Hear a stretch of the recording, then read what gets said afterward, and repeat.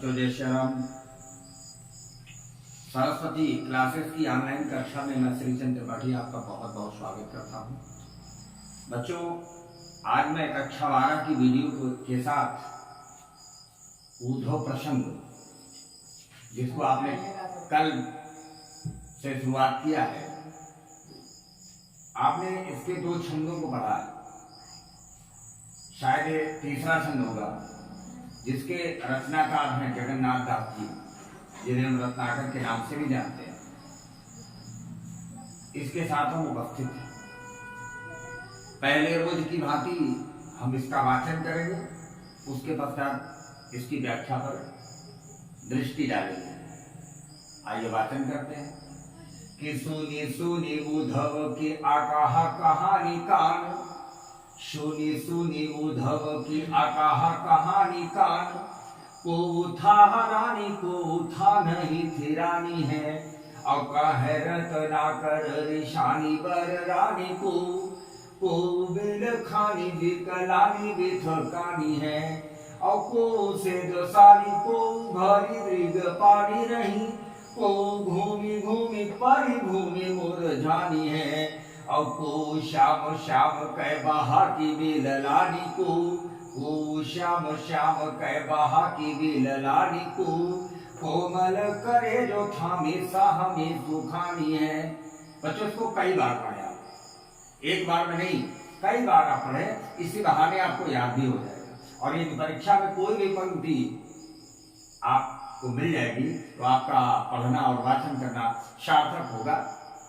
एक बार बोला कि सुनी सुनी उद्धव की आकाहा कहानी कान, को था रानी को था नहीं थी रानी है, कहे रत्नाकर ऋषानी बर रानी को बिल खानी विकलानी विथकानी है, को से दसानी को भरी दृग पानी रही, को भूमि भूमि परी भूमि मुरझानी है, और को श्याम श्याम कै बहा की बिललानी को श्याम श्याम कै बहा की बिललानी को, कोमल करे जो थामी शाहमी सुखानी है। बच्चों, इससे पहले आपने पढ़ा कि उद्धव जी ने गोपियों को निराकार ब्रह्म का उपदेश दिया, अर्थात भगवान श्री कृष्ण को भूल जाया और योग साधना करें। इस बात को जब गोपियों ने सुना तो बहुत गुस्सा हो गए, और उनके ऊपर जो प्रतिकूल प्रभाव पड़ा उसका रत्नाकर जी ने बहुत बढ़िया चित्रांकन किया है। गोपियों ने सुना, क्या सुना, यही से देखते हैं कि सुनी सुनी सुनी सुनी, क्या सुन, निराकार ब्रह्म का उपदेश, निराकार ब्रह्म का उपदेश दिया कि चाहत जो स्वबस संयोग श्याम सुंदर को, योग के प्रयोग में ही हो तो विलश्योर हो। इस लाइन को, यानी उद्धव जी के इस बात को सुन करके, जो क्या कैसे है, आकाह कहानी है, जिसको कहा नहीं जा सकता। सुनी सुनी उद्धव की, या किसका कथन है, उद्धव का। उद्धव के इस आकाह कहानी को सुना, सुन सुन करके, जैसे उद्धव जी बीच में खड़े हैं, किनारे किनारे गोपियां हैं सब, और उसी में गोपियों को तो चाहत है कि हमें कृष्ण का संदेशा मिले, लेकिन उद्धव जी तो वज्रपात कर गए, कृष्ण का संदेशा न सुना करके ब्रह्म का संदेश देने लगे। तो इसको जब गोपियों ने सुना तो स्वाभाविक बात है, गुस्सा आएगी।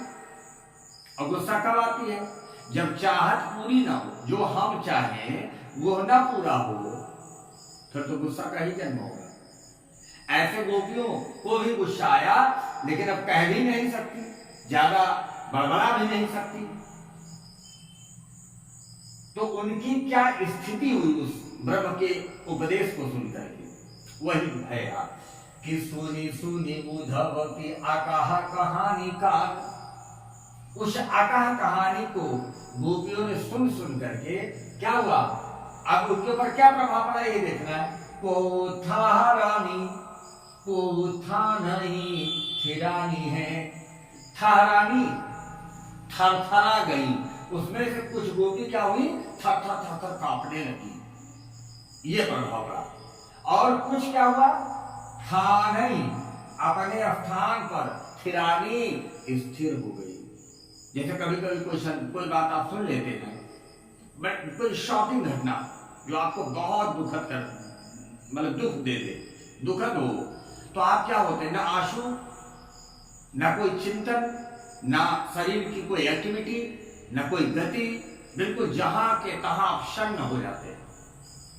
वही स्थिति कि कोथा रानी, कोथा नहीं थिरानी है, तो कुछ गोपी उसमें जो थरथरा उठी, कांप गई, और कुछ अपने स्थान पर ही स्थिर हो गई। आगे देखो कि काहे रत न कर रिशानी बररानी को, कुछ उसमें जो, अरे भाई ढेर सारी गोपी है, एक है जो तो है नहीं, ढेर सारी गोपी है, तो कुछ थरथरा उठी, कांपने लगी, और कुछ अपने स्थान पर स्थिर हो गई, और कुछ रिशानी मेरे गुस्से में हो गई, गुस्सा कर गया, नाक भौं बिल्कुल टाइट कर लिया उधो को देख करके। गुस्से का संकेत तो आप जानते ही, गुस्सा होती है तो चेहरा कैसे हो जाता है, तो कुछ तो गुस्सा हो गई, और कुछ बड़बड़ाने लगी, माने बड़बड़ाने लगी, बड़बड़ानी माने बड़बड़ाने लगी, माने जो कुछ पाया होगा कुछ कहा भी होगा वो लोग, यदि इसका कोई वर्णन नहीं है, लेकिन जब आदमी बड़बड़ाएगा तो भला बुरा तो कहेगा, तो कुछ बड़बड़ाने लगी। और क्या हुआ, वो बिल खानी, और उसमें से कुछ जो है रोने लगी, रोने लगी, और भिकलानी, और कुछ बितर हो गई, व्याकुल भी होने लगी, उसमें से कुछ बेहोशी की स्थिति में आने लगी, और बिथकानी, ये भी जैसे कोई इच्छित लक्ष्य हो, माने गंतव्य हो जहां आपको जाना हो, और आप वहां ना जाकर के बिल्कुल आपका मार्ग बदल जाए, उसको कहते हैं बिथक जाना। तो उसमें से कुछ रोने लगी, कुछ व्याकुल हो गई, और दुखी हो गई, अपने मैंने जो चाहती थी वो नहीं हुआ, इसके लिए उसको बहुत दुख हुआ। फिर देखिए कि सुनी सुनी उद्धव की आकाह कहानी कान, ये सारी स्थितियां कैसे बन रही हैं, जब उन्होंने सुना, उद्धव की इस आकाह कहानी को जब अपने कानों से सुना, तो ये उस कहानी के बाद गोपियों पर पड़ने वाला प्रतिकूल प्रभाव है, ये प्रतिकूल प्रभाव पड़ रहा। अनुकूल कब होता, जब उद्धव जी गोपियों को ब्रह्म का उपदेश देते, तो सॉरी क्षमता कृष्ण का उपदेश देते, यानी कृष्ण के बारे में कुछ बताते कि भाई गोपियां आप लोग बहुत ध्यान से सुने, भगवान कृष्ण ने आपके लिए ये संदेशा भेजा है, या ये वो इतने दिन में आएंगे, ऐसा कुछ अगर सुनाते तो गोपियों के ऊपर सकारात्मक प्रभाव पड़ता। और ऐसा कुछ ना करके ये तो सीधे कह दिया कृष्ण को अलग कर दो, भूल जाओ, योग करो, तो ये प्रतिकूल प्रभाव है। तो उसमें से कुछ थरथरा गई, और कुछ अपने स्थान पर स्थिर हो गई, और कुछ गुस्से में आ गई, कुछ बड़बड़ाने लगी, और कुछ रोने लगी, कुछ व्याकुल हो गई, और कुछ और भी ज्यादा दुखी हो गई।